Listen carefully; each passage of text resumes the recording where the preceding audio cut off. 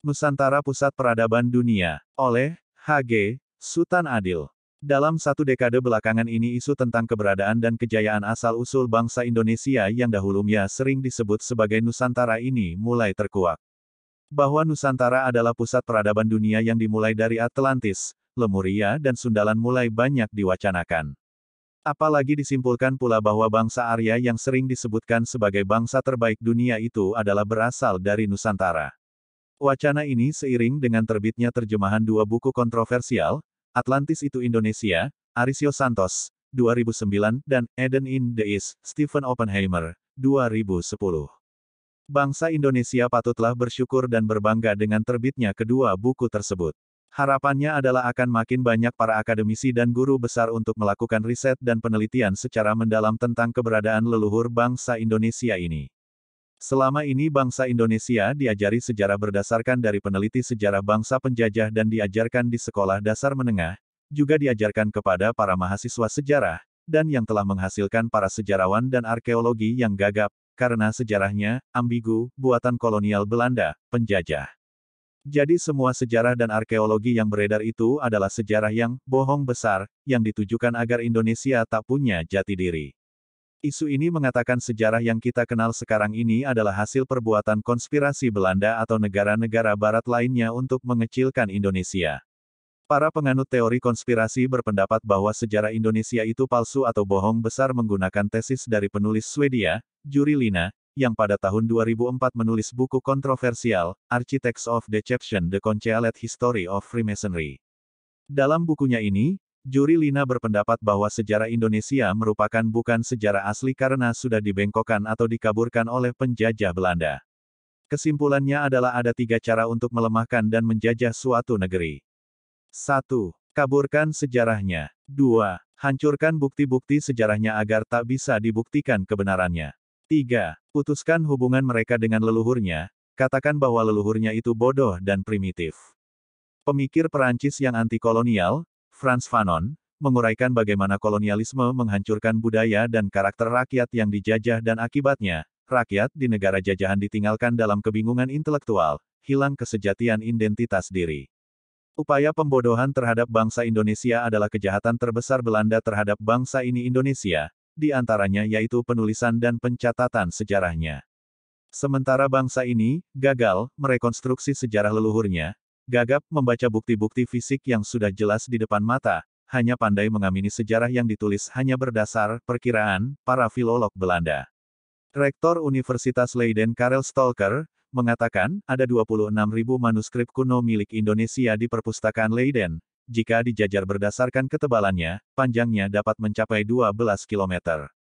Perpustakaan Leiden adalah perpustakaan tentang Indonesia terlengkap di dunia. Perpustakaan Nasional Indonesia sendiri saja hanya mengoleksi 10,3 ribu manuskrip kuno. Belanda di sini telah berhasil membuat kita buta siapa sejatinya leluhur nenek moyang bangsa Indonesia. Ada banyak kejanggalan yang memaksa kita untuk harus menarik semua dokumen kuno milik leluhur kita dari Belanda, harus mengkaji, merevisi catatan sejarah bangsa Indonesia ini, merekonstruksi dan menulis kembali dengan benar. Dan tidak mengikuti saja semua catatan yang sudah tertulis berdasar kacamata penafsiran penjajah Belanda yang tertulis tidak sesuai faktanya dan menulis terbalik, membuat seolah kita bangsa pengimport budaya lain. Menurut kalangan penganut teori konspirasi, bahwa sejarah Indonesia itu adalah buatan Belanda, buatan Freemasonry, buatan Knights of Templar, buatan Illuminati, kalangan ini juga diilhami oleh novel kontroversial yang mengaduk-aduk fakta dan fiksi dan Brown, The Da Vinci Code, atau The Lost Symbol, yang menggambarkan bahwa banyak konspirasi-konspirasi itu bekerja. Pembuktian lain adalah pendapat dari peneliti, Santo Sabapiliang, seorang peneliti asli bangsa Indonesia yang telah meneliti dan melakukan eksplorasi sejarah langsung terhadap keberadaan situs Borobudur di Jawa Tengah dan situs Muara Takus di Kampar, Riau. Beliau tidak menyebut situs tersebut sebagai candi, karena memang kedua situs tersebut bukanlah tempat ibadah agama Buddha atau ajaran Buddhisme maupun agama Hindu.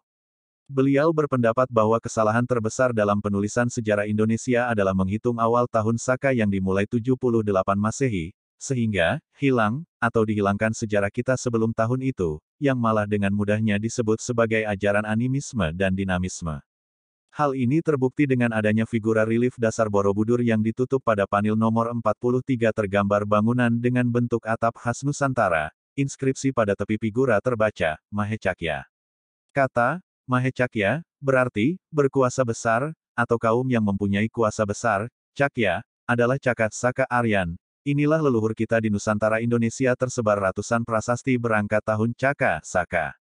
Kaum Saka, inilah yang menaklukkan Raja Salifahana di tahun 78 Masehi. Hal ini membuktikan bahwa kaum Saka sudah ada jauh sebelum tahun 78 Masehi. Mahecakya, Cakya, Sitya, Saka, Aryan adalah leluhur bangsa di Nusantara atau Indonesia yang telah maju lebih dahulu.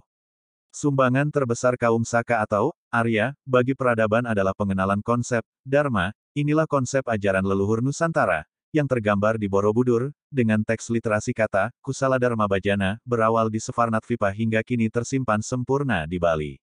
Leluhur bangsa Indonesia terdahulu para Brahman disebut oleh sejarawan Eropa sebagai Brahmanism sebelum Veda dituliskan.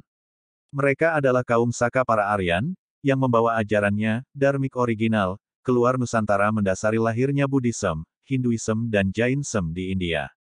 Ajaran asli bangsa Indonesia terdahulu, dharmik original, dibawa keluar Nusantara, berawal dipelajari di Sefarnatvipa, Sumatera tepatnya di area yang dahulu merupakan landmark, tempat pembelajaran dan pendidikan yaitu situs Muara Takus.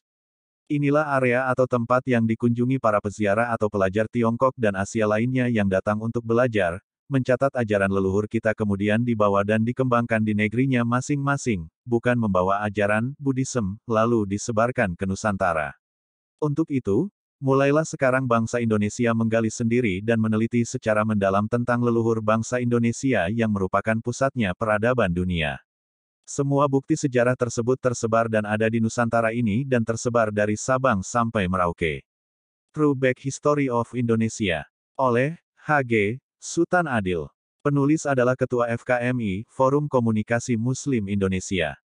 Bogor, tanggal 28 Maret tahun 2021. By Santo Saba.